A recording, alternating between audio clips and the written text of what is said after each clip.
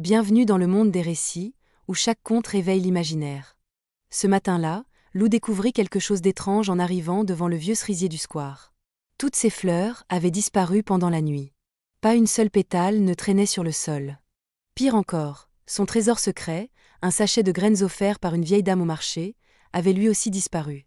En examinant l'arbre de plus près, Lou remarqua des détails bizarres. Le tronc était maintenant couvert de minuscules portes en écorce, chacune grande comme une pièce de monnaie. La plus basse, juste à sa hauteur, portait une inscription gravée. Pour les curieux aux doigts légers, tourne 3 fois et découvre l'hiver. Curieuse, Lou fit tourner la petite poignée en brindille. Au 3e tour, un craquement se fit entendre. Une échelle faite de branches souples descendit du feuillage comme par magie. Sans hésiter, Lou commença à grimper. Ce qu'elle découvrit laissa la petite fille sans voix. Au-dessus des branches, là où le ciel aurait dû être, s'étendait un jardin suspendu défiant toutes les lois. Des arbres poussaient à l'envers, leurs racines formant un plafond végétal. Des ruisseaux coulaient en spirale le long de fils invisibles. Et partout, des milliers de lanternes en pétales de cerisier flottaient dans l'air, émettant une douce lumière dorée. Enfin, tu as mis du temps. Lou se sorta. Assise sur un champignon géant, une fillette vêtue d'une robe en feuilles d'automne la regardait en souriant. Ses cheveux couleur d'écorce étaient parsemés de paillettes qui changeaient de couleur quand elle bougeait. « Je suis Nell, la jardinière des saisons perdues », se présenta-t-elle en sautant à terre. « Et toi, Lou la curieuse, tu viens juste à temps pour m'aider. » Nell expliqua que ce jardin magique existait dans les moments trop brefs pour que les adultes les remarquent, entre 2 battements de cils, entre 2 notes d'une chanson.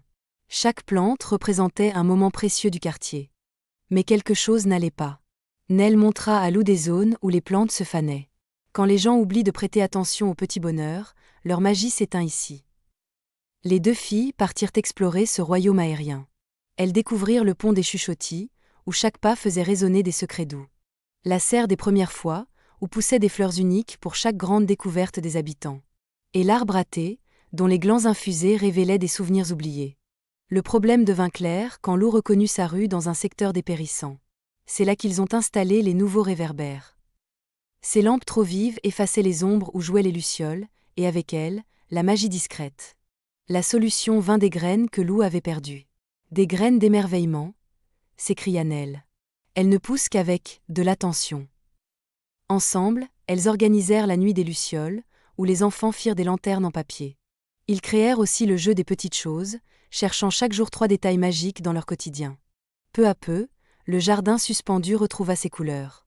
Au moment des adieux, Nell offrit à Lou une fleur de glace qui ne fondait pas, contenant une pétale du vieux cerisier. « Garde-la bien, quand tu auras vraiment besoin de magie. » En redescendant, Lou jeta un dernier regard vers ce monde merveilleux.